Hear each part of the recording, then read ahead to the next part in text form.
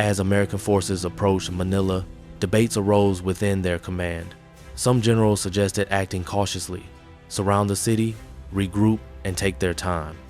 They feared that Japanese units hiding in the mountains might strike them from behind, but the top American commander was adamant. He insisted on an immediate, lightning-fast assault. He was convinced that if they gave the Japanese time, they would turn the city into ruins and execute all the prisoners. He hoped that the Japanese, as the Americans themselves had once done, would declare Manila an open city, meaning they would surrender it without a fight to save it from destruction. How wrong he was. On the Japanese side, there was no unity either. The top general of the Japanese army in the Philippines understood that defending Manila was suicide. His army was exhausted, had no air support, and he ordered his troops to retreat into the mountains to the north, to wage a guerrilla war from there. It was a militarily sound plan. But then another man intervened, a Japanese admiral. He commanded the naval forces in Manila and answered not to the army general, but to his own naval superiors. This admiral received an order: hold Manila at all costs. For him, it was a matter of honor. He wanted to avenge past naval defeats and was ready to turn the city into his final fortress. He gathered about 17,000 men under his command. It was a motley crew: sailors from sunken ships, Marines, mechanics, and even Korean and Taiwanese laborers. They had almost no heavy weaponry. They stripped machine guns from wrecked planes, turned naval bombs into mines, and made spears from bayonets tied to poles. But they had a fanatical determination to fight to the last man. Thus, the fate of Manila was sealed by the conflict between two Japanese commanders. One wanted to save his soldiers. The other wanted to die with honor, taking the city and its inhabitants with him. Exactly 1 minute past midnight on February 1st, 1945, American forces began their desperate dash toward Manila. Special motorized units called flying columns sped through jungles and mountains, covering over 100 miles in just 66 hours. They were rushed by the order to save the prisoners. When the first American tanks entered the northern districts of Manila on February 4th, they were met by cheering crowds. People ran into the streets, hugging the soldiers, giving them flowers and food. It seemed that the nightmare of occupation was over, and the city would be liberated easily and quickly. The first task was to rescue the prisoners from the University of Santo Tomas. Behind its walls, about 3,500 foreigners had been languishing for nearly 3 years. When American soldiers broke down the gates, they were met by emaciated people, crying with happiness. It was an incredibly emotional scene. But the joy was short-lived. 63 Japanese soldiers barricaded themselves in the main university building, taking 275 people hostage. Tense negotiations began, lasting for several days. At the same time, the Americans faced another problem. The Japanese began to systematically destroy the city.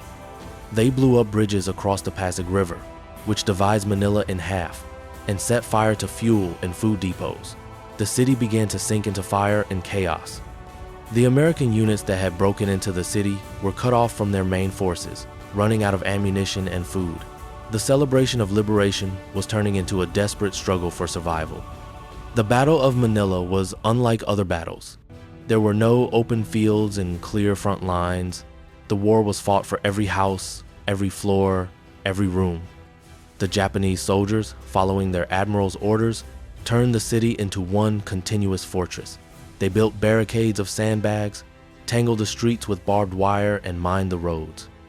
Every sturdy concrete building became a pillbox with machine gun nests in the windows. The American soldiers had to literally gnaw their way forward. When they tried to cross the river in boats and amphibious vehicles, they were met with a hail of fire. Oars shattered, and soldiers had to paddle with their rifle butts or even their hands to reach the shore. Particularly fierce fighting broke out for industrial sites. For example, the steam power plant on Provisor Island. It was a huge building of steel and concrete that the Japanese had turned into a citadel. The Americans had to storm it for 2 days, fighting in dark, smoke-filled corridors amidst roaring generators. The fighting often devolved into hand-to-hand combat. Before the plant was taken, the Americans lost 25 men killed. Another such place was the Paco Railroad Station. The Japanese turned it into a deadly labyrinth. Machine guns were at every corner, the tracks were mined, and a sniper fired from a nearby church bell tower. American infantry crawled on the ground, hiding behind any cover. Soldiers blasted holes in the walls with bazookas and stormed inside under the cover of smoke grenades. After 10 assaults, in clouds of dust and smoke, the station finally fell. In 2 days of fighting for this site, the Americans lost 45 men killed and 307 wounded. At first, the American commander forbade the use of heavy artillery to preserve the historic city, but casualties grew every day. Soldiers were dying trying to storm buildings that were impregnable to infantry. And then, a terrible decision was made. The ban on using artillery was lifted. From that moment on, American cannons began to methodically level block after block. The tactics changed. First, artillery turned a building into rubble, and then the infantry entered that rubble. This saved the lives of American soldiers but condemned the city and those who had not managed to escape it to death. But the most horrifying part of the Battle of Manila is not the fighting between soldiers. The most horrifying part is what happened to the civilians. The Japanese Marines left in the city to die fell into despair and rage, and they unleashed this rage on defenseless people. What began defies description. It was not war, it was a massacre. Soldiers set entire districts on fire. They burst into homes, hospitals, schools, and churches. Women and children were herded into one place and then killed with grenades or burned alive. Men were taken to backyards and executed. The diaries of survivors are full of blood-curdling stories. Hundreds of people were burned alive in movie theaters. Mass killings took place in one of the cathedrals and at Street Paul's school. Families desperately tried to hide in sewers, pushing children through narrow gaps to give them a chance to survive. In the home of a well-known Filipino politician, Japanese soldiers killed his wife and children before his eyes. One survivor recalled how people were dragged to the river, their throats cut, and their bodies thrown into the water. In the Bayview Hotel, women who were hiding were raped and killed. Civilians were caught between two fires. On one side, they were systematically exterminated by Japanese soldiers. On the other, shells from American artillery rained down on them. People hiding in bomb shelters died under the rubble when buildings collapsed from the shelling. For the residents of Manila, there was no escape. Death came from everywhere, from the enemy who looked them in the face, and from the sky from which liberation arrived. It is estimated that about 100,000 civilians died during the 3 weeks of fighting in Manila. 100,000 innocent lives. That was the price the city paid for its freedom. By the end of February, the remnants of the Japanese garrison had retreated to their last refuge, Intramuros. This was an ancient walled city built by the Spanish. It was surrounded by stone walls 40 feet thick. Intramuros was a fortress within a fortress, the perfect place for a final stand. From February 17th, American heavy artillery began a continuous bombardment of these walls. Over several days, more than 7,000 shells were fired at them. On the morning of February 23rd, when huge breaches had been blasted in the walls, the assault began. American soldiers stormed inside.